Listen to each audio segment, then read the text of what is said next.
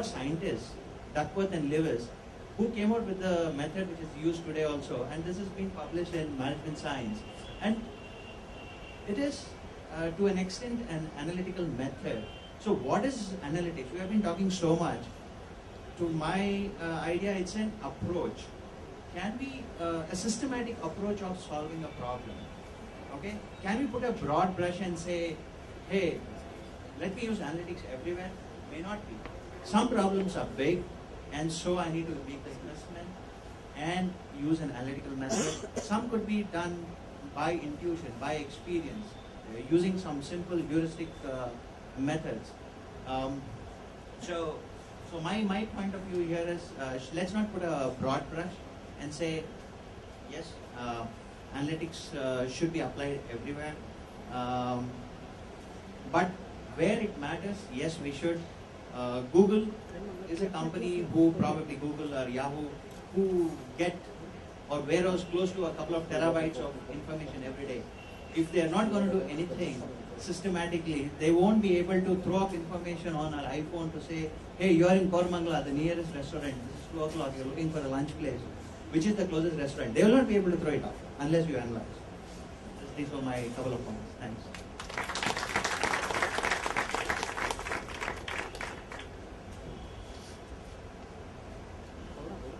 Good afternoon, everyone.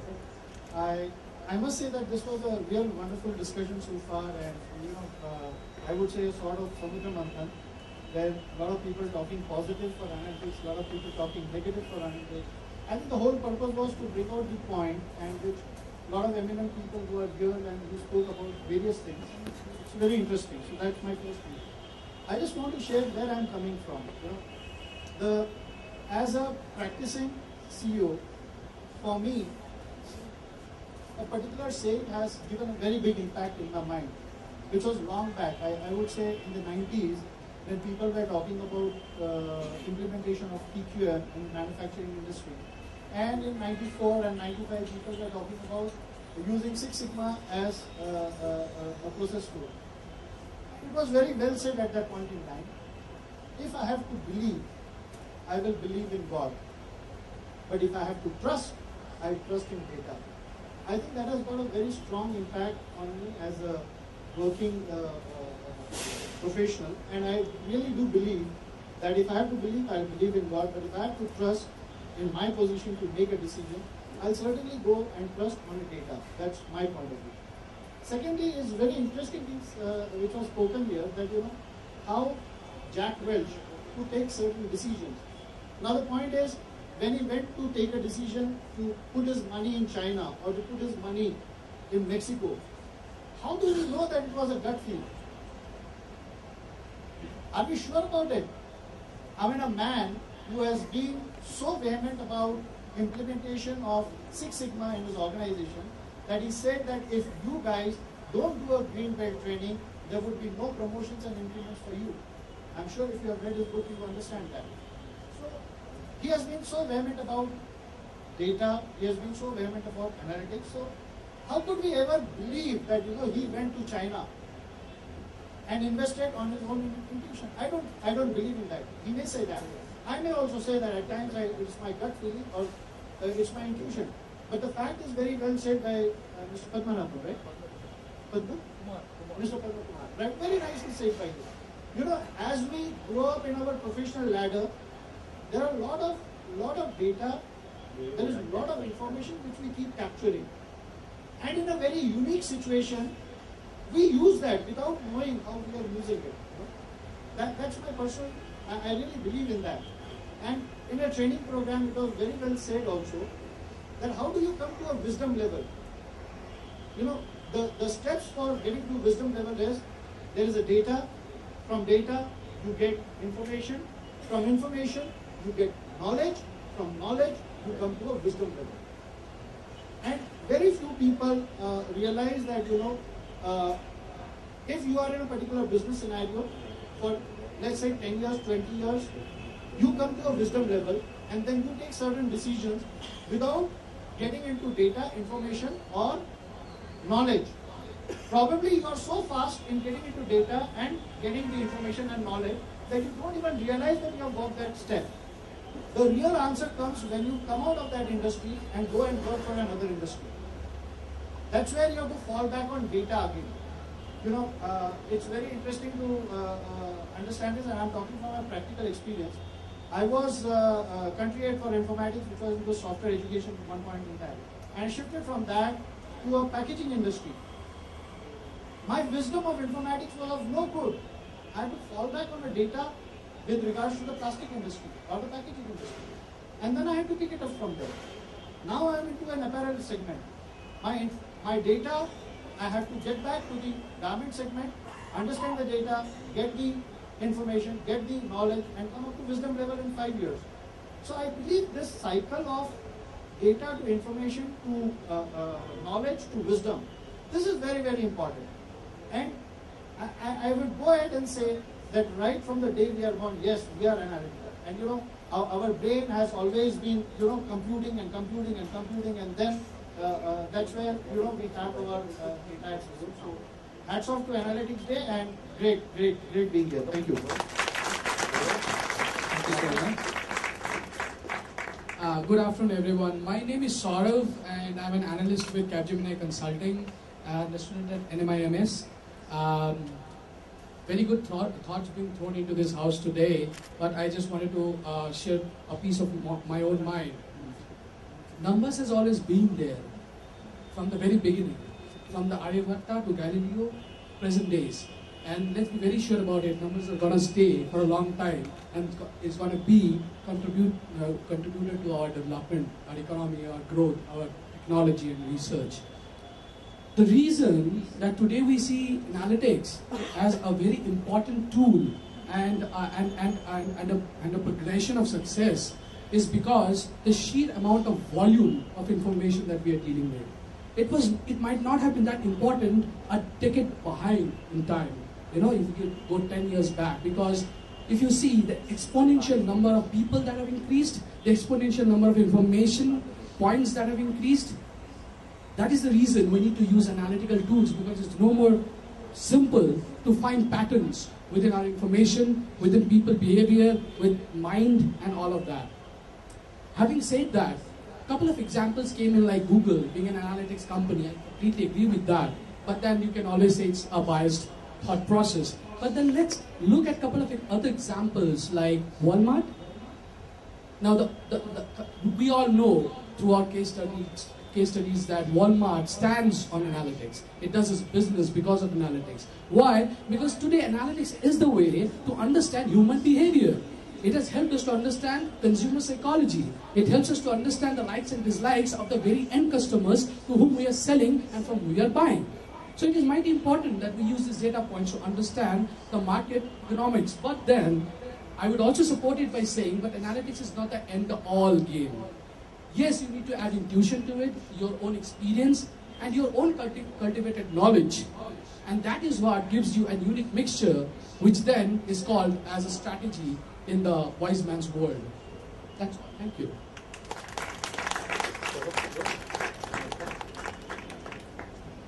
Good afternoon. I just wanted to make a couple of points here. The first thought which came to my mind when I saw the analytics day, I misread it first time. It appeared to me like Analyst Day, which is the most dreaded day for people who are, quoted on the stock exchange, and you trade that day. The other was then there was a mention made about games and sports. The image which came to my mind, which I visualized, was of Paul the octopus. And so what kind of analytics goes into the games and sports? I remember when Anil Kumble took 10 wickets in one inning, we invited him and he had come with a small software about looking at various test players and their health and their, the wind on the field and the pitch and the humidity and all that. But where does it lead to? And that's where when I look at the corporate boardroom, we often hear a word which you will hear, and many of you who have experience with corporates would know. It's called paralysis by analysis. Yeah. In my company, when I joined many years ago, my first boss gave me a tip. He says, would you take a decision based on humor? And I said, how? And I said, look, humor is the basis of any decision-making process. And I was quite surprised. And then he started explaining, and I'm taking the analogy from where Avinash left, of data, information, knowledge and wisdom. He explained to me in a different way. He said, consider a humor like a data. What do you do with the data? You process the data. When you process the data, what do you get? You get the first piece of information. What do you do with the information? You analyze the information. When you analyze the information, you get the first fact. Then you analyze all the information, you get more facts, and till you have reached a point where you have all the facts in place, you then start looking at the options. And what is management? Management is nothing but making a decision about the best possible option. I got a feeling when all of you were speaking that many of you were thinking of analytics as a replacement for the decision-making process, which it is not. Analytics is just a tool which a manager has in his repertoire where he makes his decisions. He converts those data into information, to facts, and comes to various options. At a point of time, you take one option and then you park others.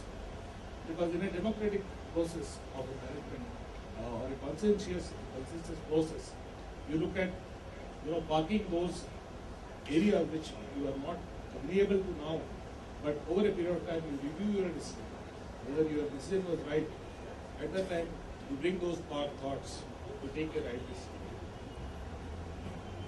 I was just going through, and I made a bit of a mental analysis of, because we didn't have any score sheets or the points which I would look at. But when I look at the 6 of you, I felt 3 of you were very, very much able to take a position. 3 of you were not. 4 of you were very good at advocacy. 2 were not. 4 of you had content, but I would rate all of you at half. Your content wasn't very good. 2 of you were excellent on delivery. Others were very good or good. 3 of you were able to collaborate or make a bridge, at least a pontoon bridge where you could cross, but others were taking a position which a standoff. You just can't bend. And finally, there were 4 original thinkers among you. So if I were to look at 6 of you as a part of a management team, where do I land? Thank you.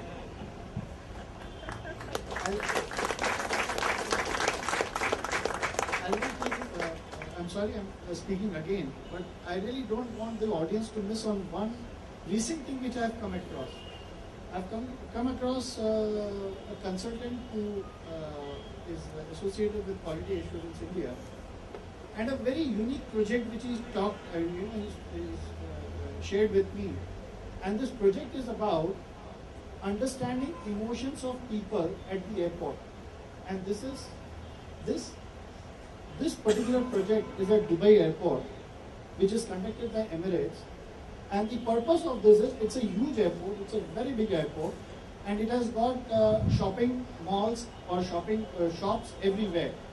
So the process is, people who walk around at different places in such a big airport, what is the emotional level at a particular point, and they want to tap it.